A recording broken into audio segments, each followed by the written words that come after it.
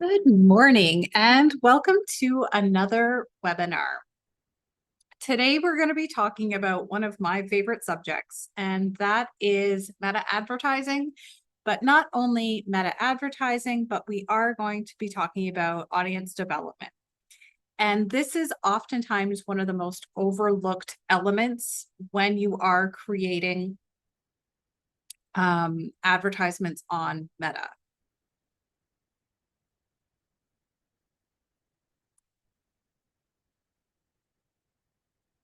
So as you're joining us today, feel free to use the chat, introduce yourself.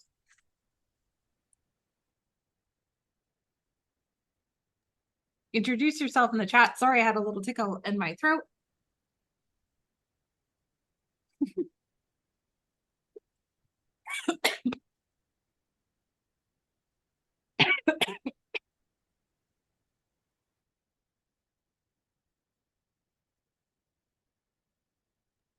All right, we are good now.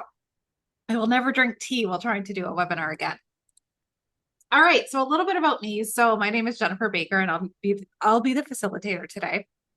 My colleague and team member Vish is here as well, so she's going to be helping manage any of your questions and getting any links that may be asked. So there is going to be a secondary webinar, I think in 2 weeks' time, coming up on kind of the second part of meta ads. So Vish will throw that in the chat if you'd like to register for that webinar as well.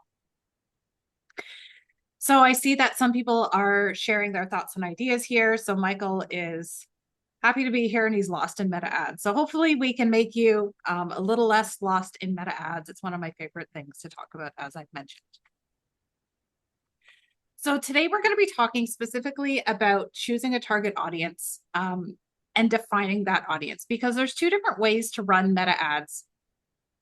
And I find that people often choose what I determine as the quote unquote quick and dirty way to run a meta ad. And by doing that, you're not kind of getting the most bang for your buck. And at this point, as business owners, we're very price conscientious about where we're spending our money, how much money we're spending on marketing.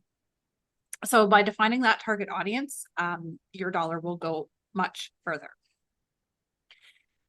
The second part is actually starting to define those audiences. So there's many different audiences. Today, we're really going to be talking about the two main points. I will touch on the other ones, but we'll really dig into the two main ones, and that's called a saved and custom audience.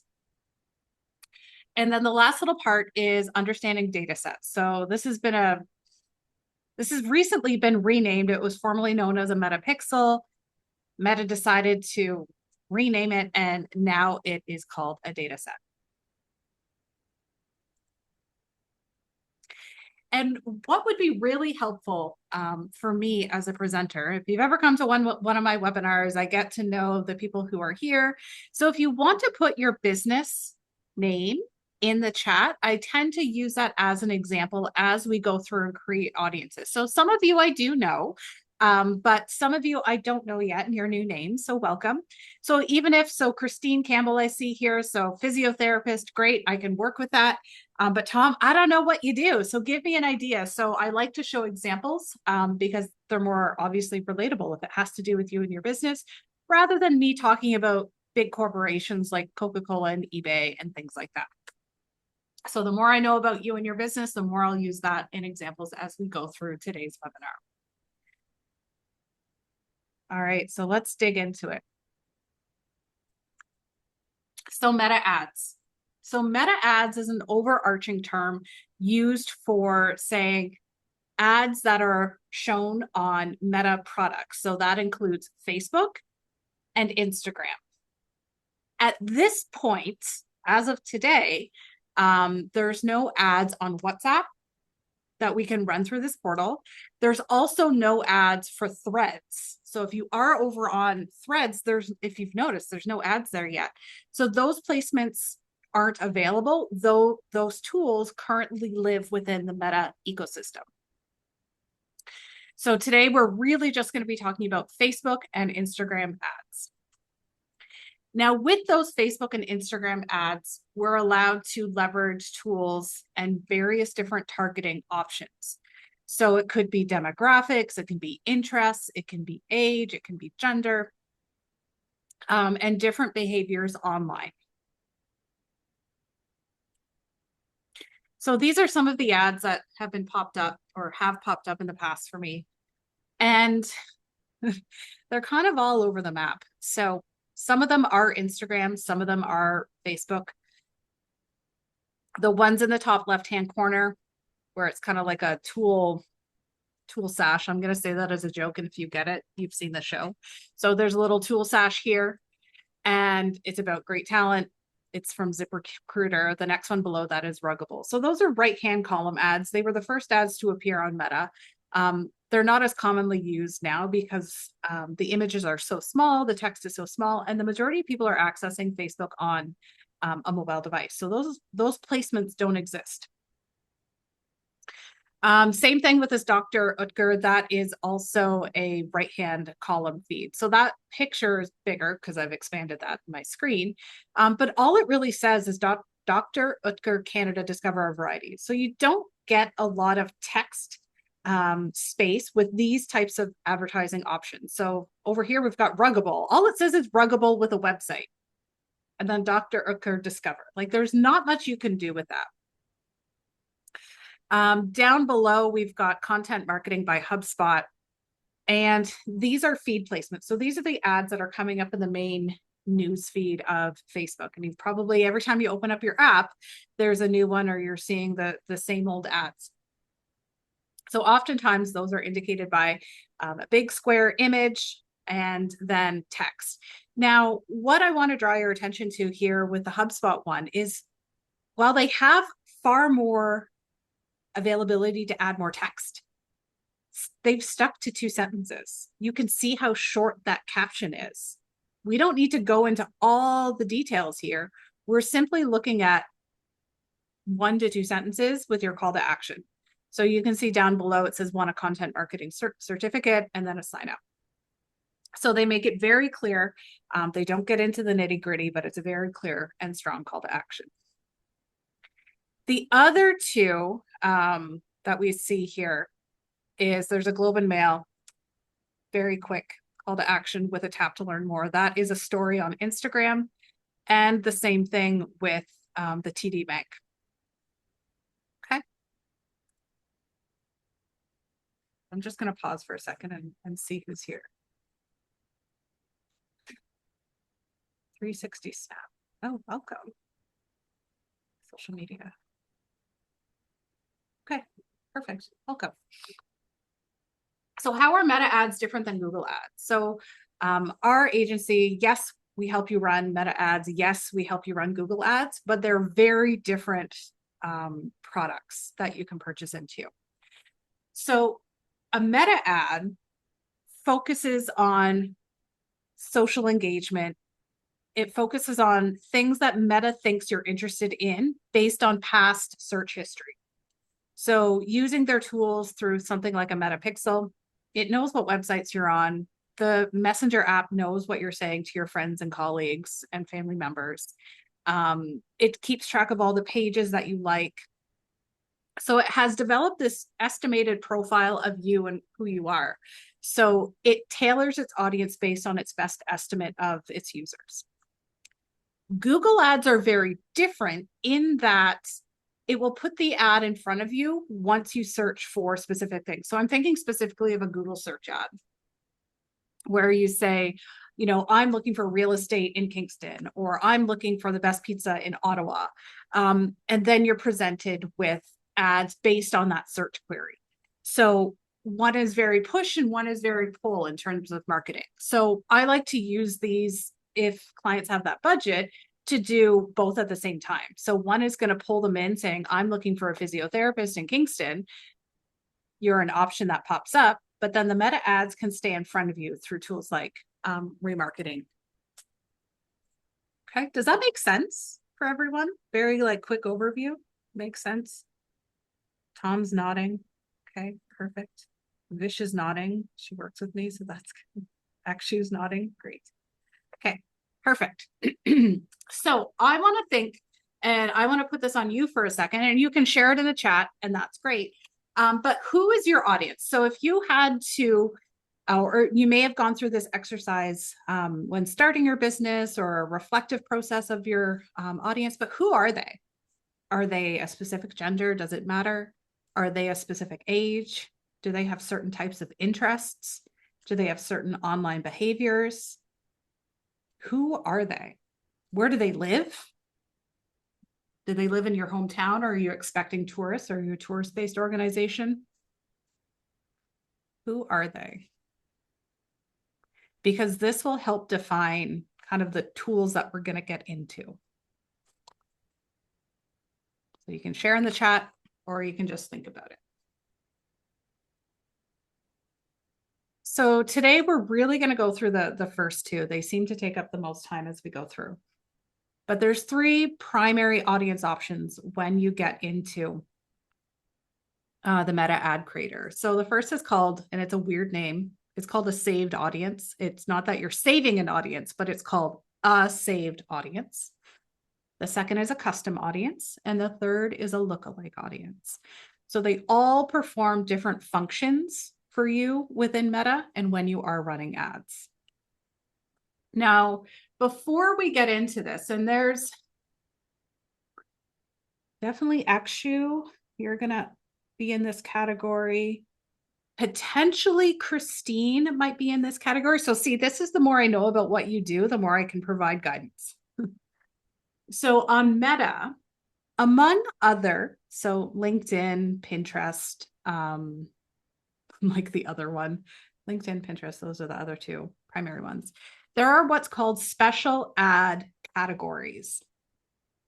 And these special ad categories were implemented around kind of the 2016 era on Meta. So if you draw any conclusions from that, you are very bright.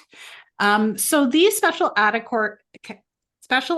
categories were implemented to reduce predatory marketing practices aimed at individuals or specific groups of individuals. And those fall into four main categories. So the first of which is social issues, elections, and politics, housing, employment, and credit. So actually, you are under the insurance, correct? Independent insurance consultant, yeah. So you would fall under housing, and then you would be under the home insurance or an insurance provider. So you would fall within what's called a special ad category.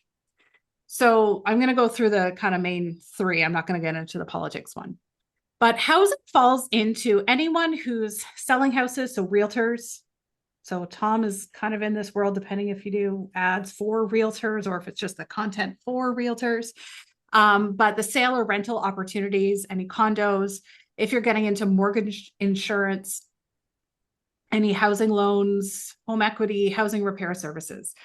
And it's almost like you have to be careful with what you say as well. And I have an example in a moment. The second type is credit. So no one's doing credit cards here, but if you're a mortgage advisor, refinancing, personal business, auto loan services. Okay, so credit and employment. So that's anyone advertising for specific jobs, professional certificate programs, job boards. You're all going to be falling within special ad categories. So I have a few stories about these. So the first one I'm going to start with is employment. And I was doing an ad for, it was a local kayak kind of tourism group years ago. And one of my ads got declined. And I said, like, what's the issue? Why is it declined? And it had said, like, you basically cannot target because you are within a special ad category. And I'm thinking, I'm looking at the ad and I'm looking at my copy, and it's the ad says like half day, or it was like a half day or full day guided tour of the St. Lawrence River with a kayak, certified kayak professional, you know, food is included, blah, blah, blah. And I'm looking at the ad thinking, what is in this ad that is causing it to be flagged? And the word that was causing it to be flagged was the word certified. So Meta's AI was thinking I was providing certification programs, which would then fall within education, which would then fall within employment. So it was flagging it as a special ad category when in fact it was just this individual who was taking participants on a tour was certified. So sometimes it comes down to the language that you're using. So being very cautious of those words. Other pieces that come up in here as well is credit. And a lot of people think like, I don't really deal with credit. I don't have a, we're not offering credit cards. We're not MasterCard. But we work with a local auto dealership, and they fall within this credit category because if you think about an auto loan, get your new vehicle at 2% or 3%. As soon as there is that percentage symbol in there, Meta looks a little bit closer at the ad. And then housing. And realtors have kind of picked up on this one, but they love to get really, really specific into certain neighborhoods and looking at who's going to be the optimal buyer. But a lot of realtors got caught on this as well because they're thinking, oh, I'm just selling a house, when in fact, no, you have to keep that opportunity open to everyone. So what this looks like, before I kind of go on to the next thing, when you are creating your ad, it's basically the first step that you're going to go through after you've given your campaign a name. And it's under these special ad categories. They've made it, or they've tried to make it, I'd say maybe a little bit easier in the sense of, yes, my ads promote. So you kind of do a self, qualifier or not, saying, yes, I do fall within this category, or no, I don't. And then it will walk you through all of those 4 special ad categories. So what does this mean for you if you're in a special ad category? I'll just go back to this for a second. It basically means you can't target.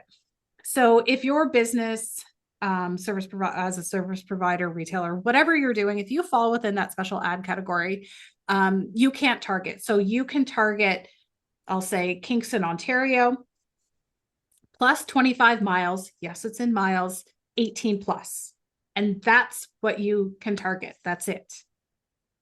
So you can't target anything closer, like 10 miles out. You can't target specific age groups. You can't target specific genders. It's 18 plus, whatever, Ottawa plus 25 miles, Toronto plus 25 miles. And that's the targeting that you're allowed to do. Okay. Because otherwise they will shut down your ad account. So that's why. Why do I need to do this? That's why. So audience development. So how many of you have tried to run an ad in the last maybe 6 months? And if not, that's okay. But if you've kind of been in the ads, Meta ads, poking around in the last 6 months, have you tried it all? No? Oh, my old students are here. I have old students. You're not old though. When I say old students, Steph is here. And so is Micah. Oh, okay. Micah has. Okay. So if you've been in the Meta Ads Manager in the last 6 months or so, they've released this tool. It's been around for a little bit, but now they're getting a little bit more forceful with its use, but it's called Advantage Plus. And in today's scenario, it's called Advantage Plus Audience because we're talking about audiences today. So it is trying to leverage Meta's AI to provide the best audience for you. And it is extremely frustrating. And while I think this would be a good tool for some businesses, for a lot of local businesses and local service providers who do have kind of that limited area, it's not a great tool. It tries to expand out too great, and you end up wasting a lot of dollars on this. Steph is one of my students. She has an audience of funeral directors, so that's a fun audience to deal with. So there you go. So the audience, the advantage of Audience Plus, it's easy to get started. They push it on you, I don't know, might be half a dozen times in the course of like trying to create an ad. So when you're creating a setup, it says, do you want to use all these optimizations? And you can say yes or no. I always say no because I want to have control over it. So it's easy to get started. But the disadvantage is, despite you saying no, I want to do it manually, it will prompt you probably another 4 times through the process saying, hey, are you sure you don't want to use these AI tools? So this is what your audience looks like. So it will say Advantage Plus Audience. It's got the little stars there, that like star emoji. I always click the switch to original audience options because it does give me more control. It tries to push a very global audience on you, which is great if that's something that you do. If you have the e-commerce capabilities to ship across Canada, North America, what have you, that's great. But if you're a local service provider, maybe an insurance broker, maybe a restaurateur that really services a smaller geographic area, it's not a great tool. So let's get into what those saved audiences are. And this is the type of audience that the majority of people are familiar with when they think about meta ads. They think, oh, I can pick my audience and the age and the gender, and they like basketball. And that is what people think of when they think of meta ads. And it's not a bad thing. It's simply just an audience type. So we're going to go through maybe 2 examples. We'll see what we get there. So I just have one example set up, and then we'll walk through one example as well. So this is what, like I said, the majority of people are familiar with, that we can pick a specific area, Toronto plus 25 miles. So it draws a nice little radius around there. We can pick an age. We want people 40 to 60 who are identify as women. And then we want to find people who are interested in camping. So that is what most of us are familiar with meta ads. It's great. It's easy. It's kind of fun to see how many people are in that audience. So once we input all that data, there's around 224,000 people in that audience, which is amazing. So let's dig down a little bit deeper. And this is where you can really leverage understanding your audience. So if we go back a screen, all we did at the bottom was we add camping. Okay, we're an outdoor store, like maybe a Mac or a Columbia or something like that. Trailhead if you're local to Kingston. And where people start to struggle with this is they think, oh yeah, my people, they do camping. And then, oh yeah, kayaking. And then, oh, canoeing. And they start to really load in this audience. And if you ever took a data management class or a finite math class, this will bring back memories. But you get into the and or scenarios. So right now it's canoeing or kayaking or camping. So it's added everybody into that into this audience, and now the audience is bigger. So it's 258,000. So we've added around 24,000 people to this audience. So it's an or. And what we want to do to have a better, stronger audience is to create an and. So I want people who enjoy camping and like coffee. So maybe I've developed a coffee product that people can take camping or hiking or whatever. It's on the go, so your coffee's always hot, or it's easy to brew on a mountain, whatever. But instead of putting camping or coffee, I want camping and coffee. So now I've got an audience of 119,000 people. So I've hived out 100,000 people from that initial camping audience 2 pages ago. And this is where the audiences really start to get a lot stronger, is if you can layer 2 different characteristics on that person to say, I want them to match these 2 pieces of data, camping and coffee. Okay. Now, for those of you who are in that special ad category, you can't do this. Like, this is where the struggle is real comes in. So all of this, they like canoeing, they like camping, they like coffee. The option doesn't even exist for you to put these data points in. Okay. So should we try an example? I think we should. Oh, I have one more piece I want to do while I'm loading up my other page. You can also exclude. So now that we've added camping in, you can narrow your audience a little bit further, and you can exclude people who have a specific interest. And I like to usually give the example of people who like camping, but they don't like kayaking. So it's like maybe they must be canoe enthusiasts, or they just don't like water sports or something. But it's a way that you can start to hive out things that people aren't interested in. So sometimes people will come to me and they'll say, well, my audience is so broad. Like everyone really wants my product or my service. And I'm like, well, that's not true. And in those scenarios, I start the conversation with who is not your audience. Because as soon as you identify who is not your audience, you can take them out of here. So sometimes it's not a matter of putting people into your audience, but it's a matter of taking people out of your audience. Another example would be we work with a local roaster here in Kingston, and in the audience, the owner said, I don't want people who drink, Tim Hortons. Like those are not my people. Those are not my coffee drinkers. So instead of just saying people who like coffee, we just exclude people who like Tim Hortons. So sometimes you can do that exclusionary piece before adding people in. All right, so let's do funeral director, Steph. I don't know. It's really depressing. I don't know if I can do that example. Okay, so if you haven't been in the ads manager recently, I'll say it's gotten very cluttered. If you thought it was cluttered a year ago, it's even more so now.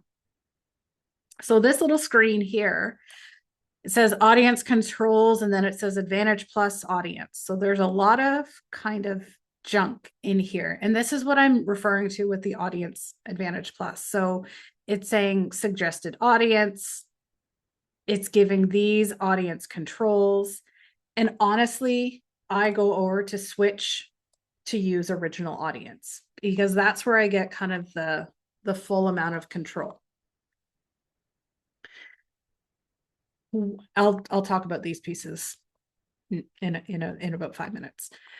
So in here is where we can choose our location, age, gender, detailed targeting, and any languages if that's applicable. Let's see. Want to do Lori? Artist design, home and garden decor. Small seed business. I don't know. Michael and Lori. Michael, you ship nationally or specific? Maybe I'll just put Ontario for now.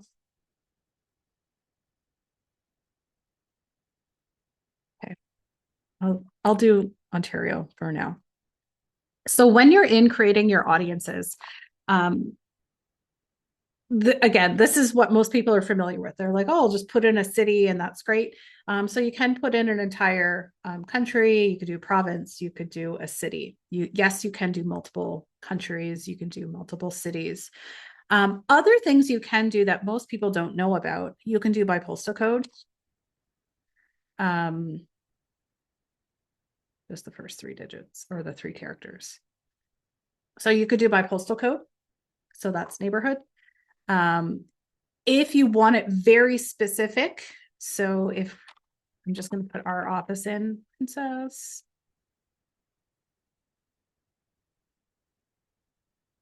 It always thinks we're in America. There's our office. And you think, well, why does it matter to put an actual address in? Look how big the bubble is. This is where you can take it down to 1 mile. So see, it's a nice little, like 2.2 kilometers around there.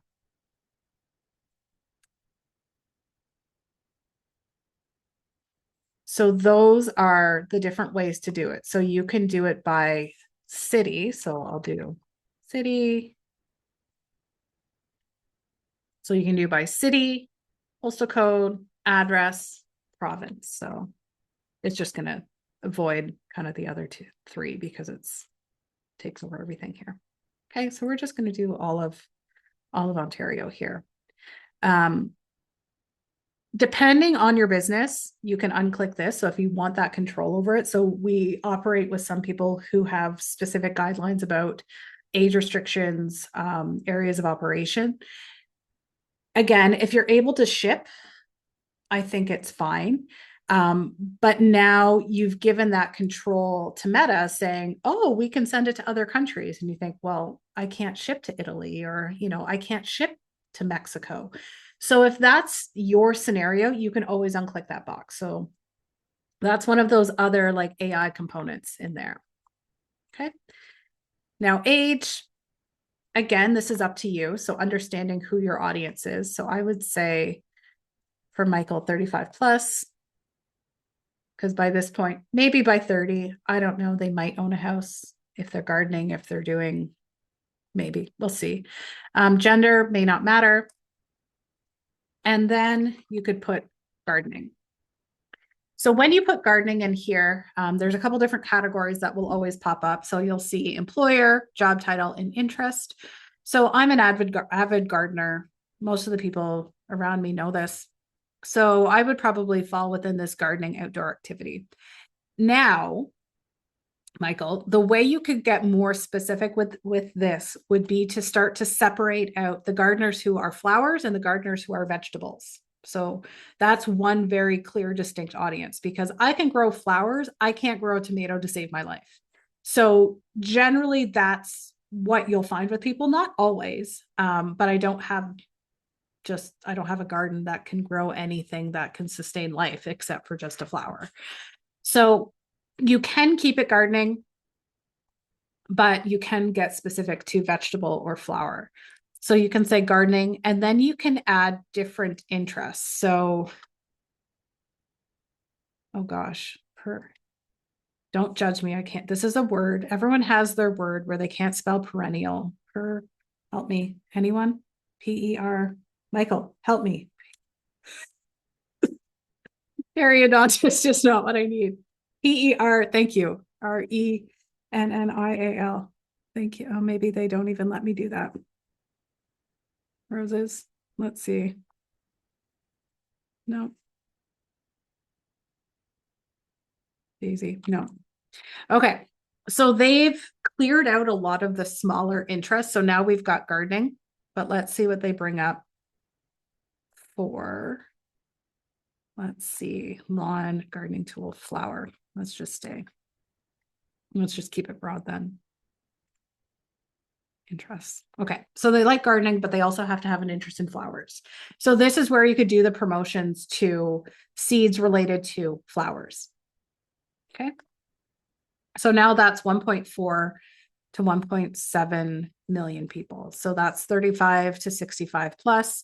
And then you can play around with the ages. So you can see if you limit it at 64, it goes to 1.1 million. So you can play around with that. And again, this is where understanding where your customers are coming from. Okay. So you can narrow further if you want. And then there's that Advantage Plus coming back in. Okay.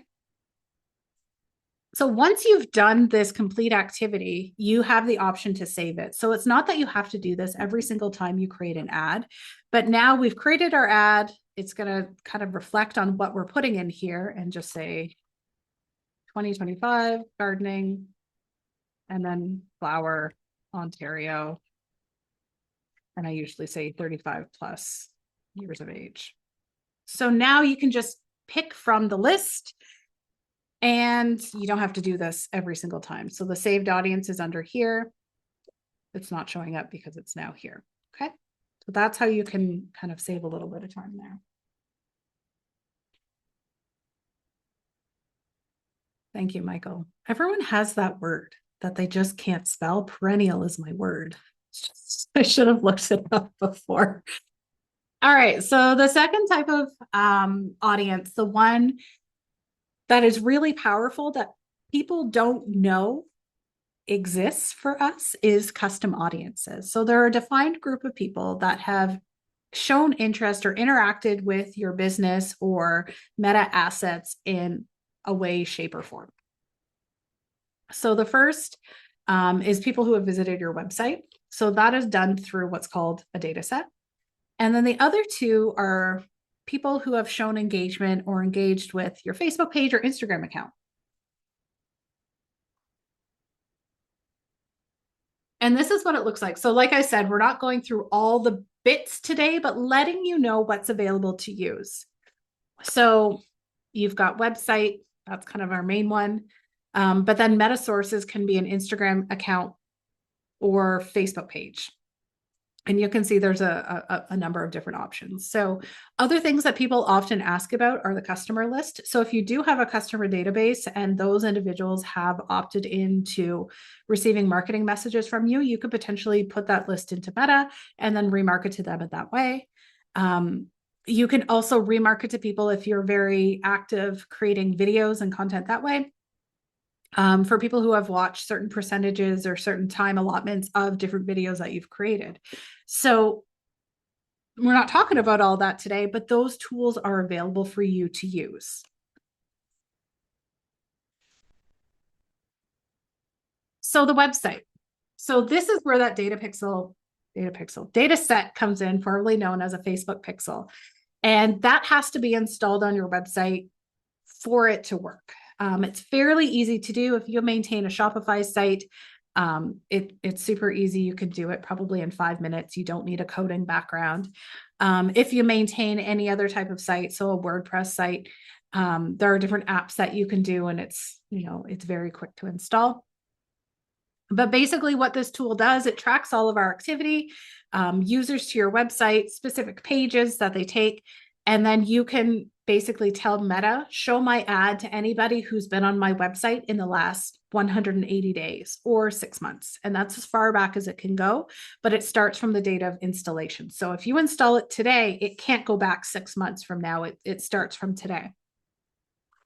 Now you can get specific in here. So while on the page here, it says all website visitors, if you have a page that says, sign up for my perennial, or get information about my perennials, get information about my tomato seeds, you can target based on that specific page. So now if you're thinking, oh man, I could have hundreds of ads based on what people are looking at. Yes, absolutely you can. And online retailers, so think of the big ones, so the Old Navies of the world, they know exactly what you've looked at, so they can do those remarketing activities. And I'm sure some of you have received those type of ads in your feed. You think, oh, I looked at that on the internet. How did they know? And this is the tool that they're using. So you can go back, like I said, 180 days, or it can be as short as 1 day.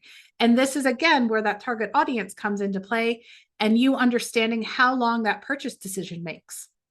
Is it going to take me, a new customer, 1 day to make a decision to come work with you or spend money with you? Or is that purchase decision time much, much longer? Is it 5 months? Is it 6 months? Okay, so then that's what that retention means. And like I said, this is now known as a data set, formerly known as a metapixel. So it's just a piece of code that goes on your website that tracks all of that activity. And you will have to update your privacy policy on your website so that people know that they can choose to opt in or opt out of those tracking activities. So when you're looking at the pixel and the data that comes out of it, it's basically going to look like this. So it will be reflective of what you would see on something like a Google Analytics related to your site. Now, retargeting through Facebook and Instagram, you can start that today, and it goes back an entire fiscal rolling year. So you select your page and say, I want anyone who's engaged with my page in the last year or 6 months or whatever, and you can remarket to them. So again, you've probably been around on the internet, you've clicked on someone's page or someone's Instagram account, and then you start to get ads instantly. You think, how did they do that? This is what they're doing. As soon as they've kind of captured you, they're remarketing to you. So I have another page up. So Facebook, you can see that okay? This is just my play account. Okay. So it's anyone who likes my page, visits my page, engaged with an ad, sent a message, saved a post, and it can be as short as 1 day. It can be as long as 365 days. So it's that range for you. So you can start doing this today. There's no pixel involved. It's simply rolling. So you can have this ad run that targets to people as they engage with your account. The second type that you could again start today, if that's something you wanted to do, would be Instagram. So if you're an Instagram user, you're very active there, you can do the same thing. Some of the events are a little bit different because while they are very similar, Facebook and Instagram are different. So let's look at what you could do here. Let me just get out of this one.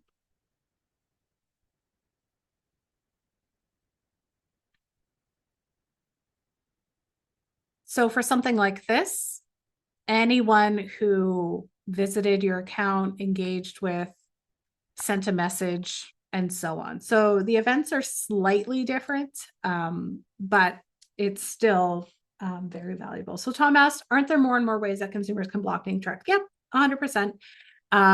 But if you're within the Meta world, you use their tools, you can remarket to them. Yes, people have ad blockers, and that's something we can't change.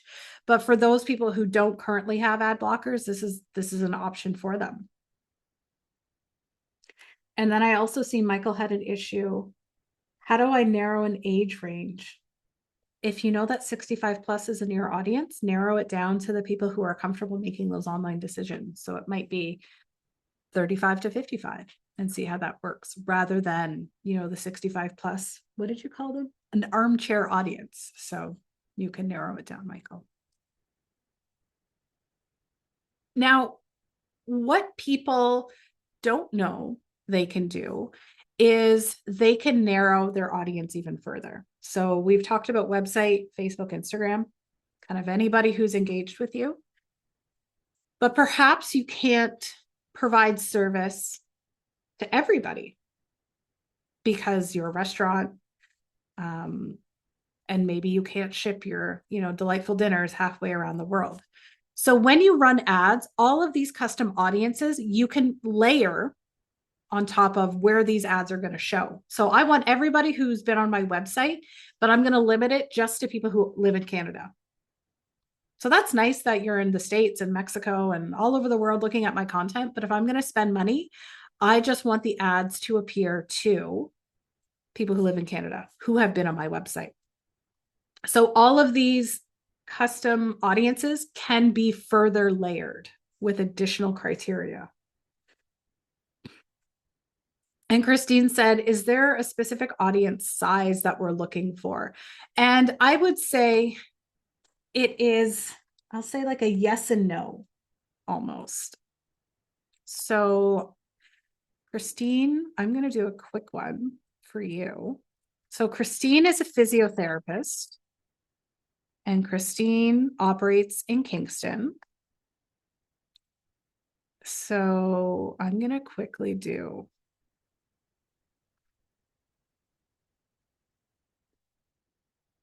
Christine also knows I know nothing about sports. So I heard her. She just laughed, I'm sure. Okay. So very quickly, I made an audience Kingston plus 25 miles, people who are 35 to 65 and who have an interest in sports. Not sports, but they have an interest in them. I am neither. I have no interest and I can't play them. Now, Christine might be looking at this audience saying, oh, that's a bit big.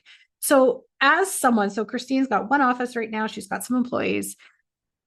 If you look at this jurisdiction, if you look at this radius, you might say, oh, I don't think people from Napanee are going to drive that far. I don't think people from Gananoque are going to drive. So what you can do is you can start to make it a little bit tighter. So you think, yeah, maybe people will drive that far to see a good physiotherapist. Okay, so maybe I'm okay with this. The next thing to do is look at the age. So Christine might be thinking, I deal primarily with amateur athletes. So it might be young individuals in high school and university, college, maybe up to like 45 or something. Okay, so maybe that's her area of expertise. So we could do down to 20. Okay, so we're at 49,000 people. That is a lot of people. That's a lot of people. And then if gender matters, is it male or female more likely to make a decision? Or does it even matter? So you can keep it broad to all. Now, keeping it broad to something like sports is a bit concerning. When you look at sports, we've got physical exercise, physical fitness, and then running. I'm going to do running because now we've got 16,000 people. So now I've got 16,000 people who live in Kingston, young adults who have an interest in running. So that's a nice audience, because what I would suggest with this audience would be you write an ad in 2 or 3 weeks when we have our next webinar saying, have you injured yourself running? Or don't injure yourself in the 2025 season running. Because now you can talk directly to those people who are running. So rather than it just being sports and it's so broad and you think, oh, I can treat, athletes, get specific.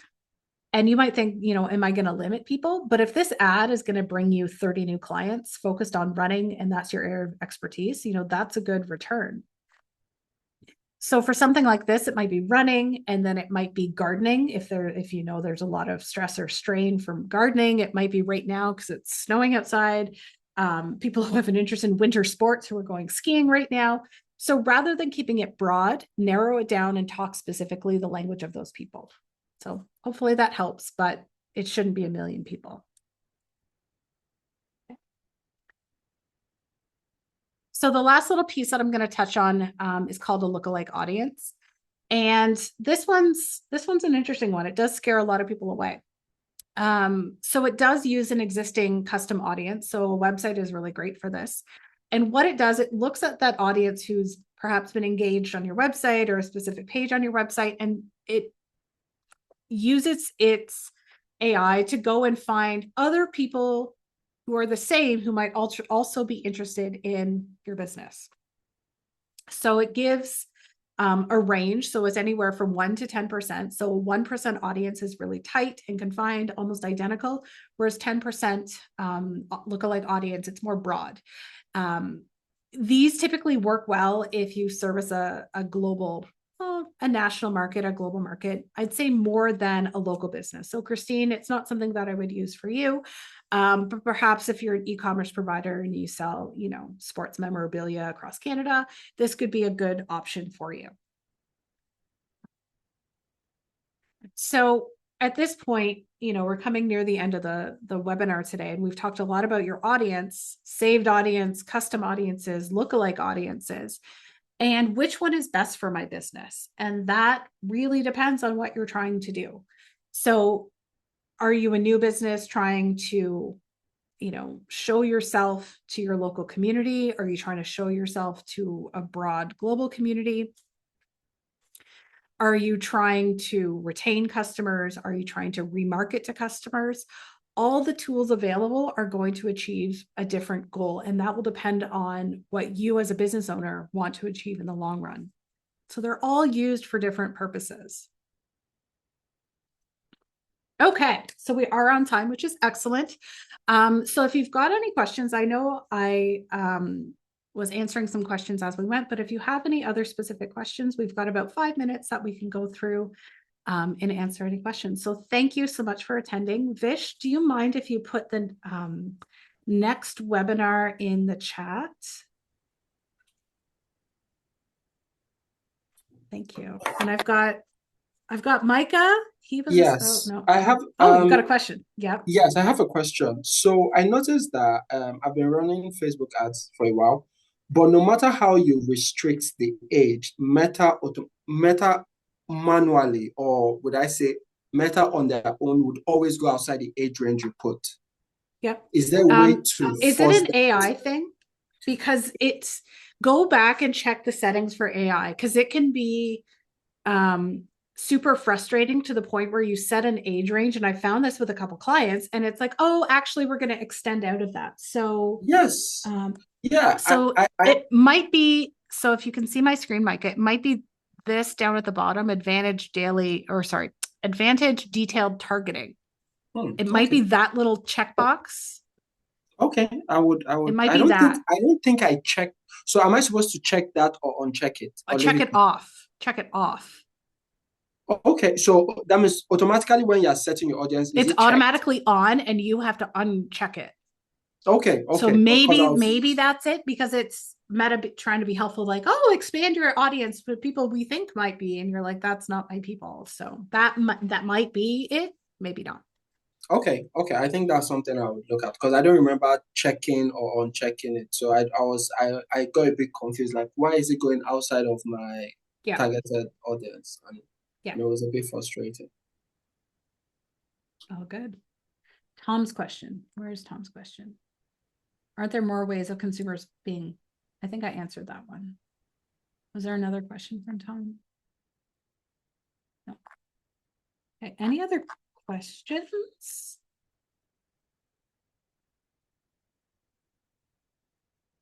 No.